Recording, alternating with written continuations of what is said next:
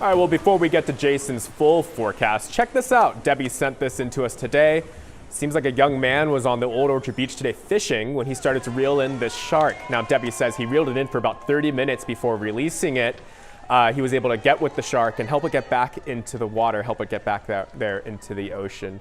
You know, Jason, I feel like this last week, up until this weekend, was really good fishing weather, almost a bit too hot for that bite out on the water and the rivers, but glad those guys were able to get out there and hook up to a really big shark. Yeah, it's been so just abnormally warm and humid, especially at night too. We've had that this year, and now we're seeing things which, you know, live webcam out of Biddeford, some showers around, and temperatures are, for overnight lows or sleeping temperature, quite high, 60s to near 70 in September. It's humid with the on and off showers continuing. It'll be foggy like it is now behind me, with rain heavy at times.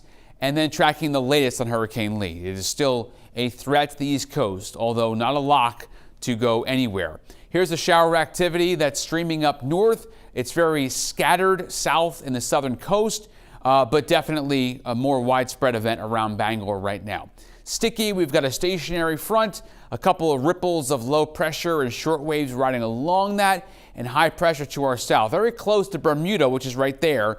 So almost a typical Bermuda high, which is a July pattern for us, or early August. Not the case. We're in early to mid-September getting that pretty soon here.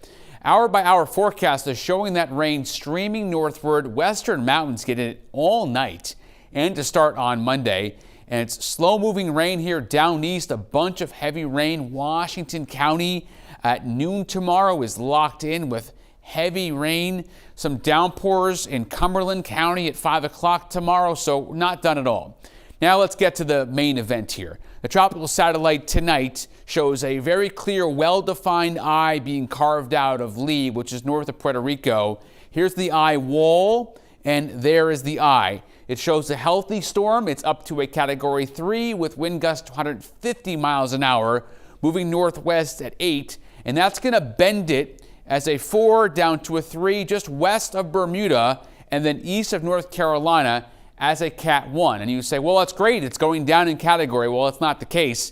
What that means is that the wind field will expand when the storm comes down from a 4, which was previously a 5 a few days ago. So what I know is indirect impacts are expected. Indirect meaning high surf, rip currents, but the trend has been to the west. So what I don't know is the exact track yet. Can't rule out direct rain and wind as the new data comes in pretty soon. What I can tell you here, the steering currents have changed. The trough that was going to pick it up and scoop it out to sea, that is no longer at play. That's gone.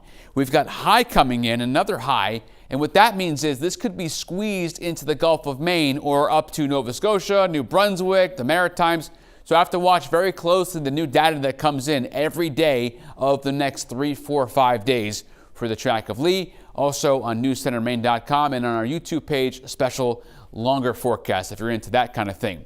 Seas at 2 to 3 feet for the Mariners. No small craft up right now. Next 3 days will be quite gray, not a lot of sun, and there will be showers on and off. Watch out for some flooding, not widespread.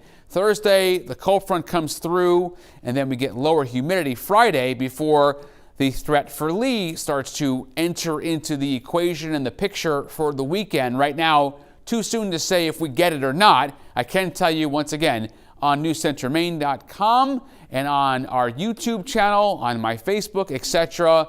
You can probably even find me on Instagram, Twitter, what used to be Twitter, and TikTok, all that. I have a much longer explanation about what's going on because it is a big storm with a lot of scenarios, Jack. Very important storm to follow, and I think all eyes will be on that storm as we kind of approach this really rainy week. Yes, and we've got Chief Meteorologist Todd Guttner here taking the baton tomorrow morning for the latest update. Definitely. Thank you, Jason.